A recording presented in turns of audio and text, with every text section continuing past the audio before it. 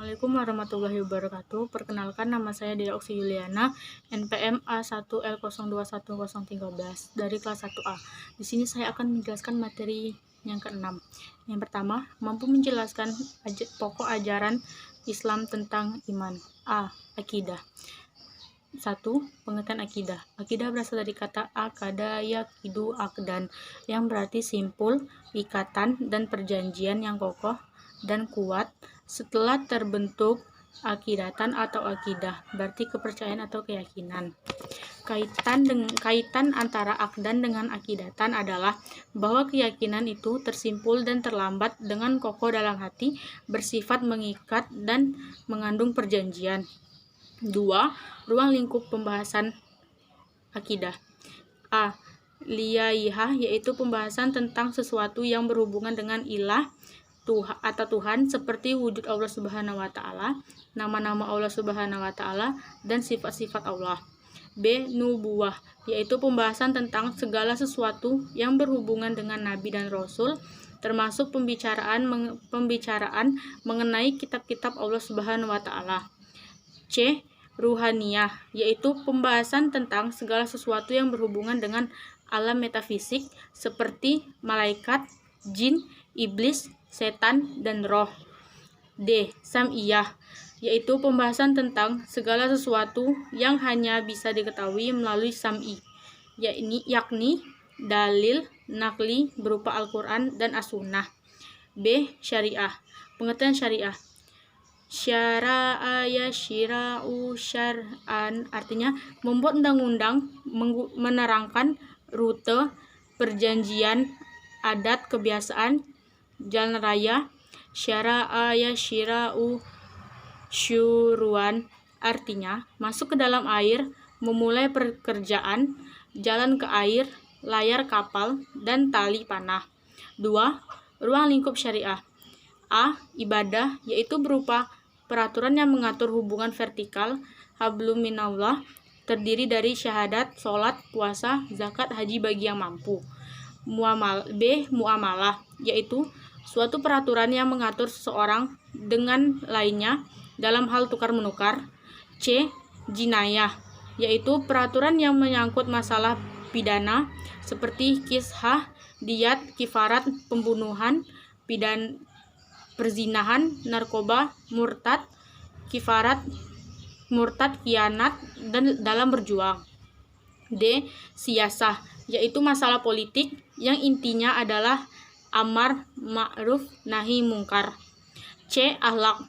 Akhlak adalah kondisi mental, hati, batin seseorang yang mempengaruhi perbuatan dan perilaku. Lahiriah, apabila kondisi batin seseorang baik dan teraktualisasi dalam ucapan, perbuatan, dan perilaku yang baik dengan mudah, maka hal ini disebut dengan akhlakul karimah atau akhlak yang terpuji. 2. Ruang lingkup akhlak. Berakhlak kepada keluarga, berbakti kepada orang tua, adil terhadap saudara, mendidik dan membina keluarga, pendidikan akhlak di lingkungan keluarga. B. Berakhlak kepada masyarakat, mempertahankan persaudaraan, saling tolong-menolong, bersikap adil, pemurah, penyantun, pemaaf, menepati janji, dan bermusyawarah. C. Berakhlak kepada alam atau lingkungan, memelihara ciptaan dan memanfaatkan alam dengan benar, makmur alam. 2. Mampu menjelaskan ciri orang beriman dalam Al-Quran.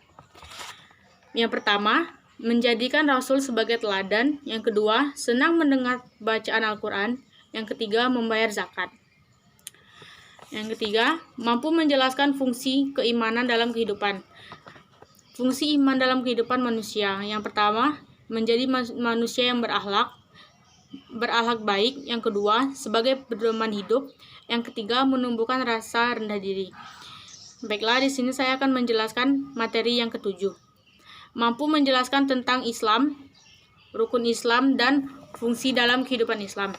Yang pertama, rukun Islam dan fungsi dalam kehidupan manusia. Syahadat, menyatakan tiada Tuhan selain Allah dan Muhammad utusan Allah. Salat, mendirikan salat wajib 5 waktu sehari. Zakat, memberikan sebagian harta kepada fakir miskin atau golongan yang berhak menerima. Fungsi rukun Islam adalah menjadi landasan pokok bagi umat muslim yang menjalankan kehidupan beragama dan beribadah kepada Allah Subhanahu wa taala. Yang kedua, mampu menjelaskan pokok ajaran tentang ihsan serta hubungan dengan akhlak. Dalam arti khusus, ihsan dapat disebut dengan akhlak. Menurut Islam adalah dengan perilaku dan budi pekerti yang baik. Dengan kata lain, perilaku pola tingkah laku tentang suatu sudut ditinjau dari sudut pandang Islam, yaitu perbuatan baik ihsan. Ihsan dapat disebut dengan akhlak. Menurut Islam adalah dengan perilaku dan budi pekerti yang baik. Dengan kata lain, perilaku, pola tingkah laku suatu ditinjau dari sudut pandang Islam, yaitu perbuatan ihsan. Yang ketiga, mampu menjelaskan hubungan ilmu dengan amal. Hubungan antara ilmu dan amal ialah akan mempunyai nilai jika dilandasi dengan ilmu. Begitu juga dengan ilmu, ia akan mempunyai nilai atau makna jika diiringi dengan amal. Itulah hasil materi 6 dan 7. Saya akhiri. Wassalamualaikum warahmatullahi wabarakatuh.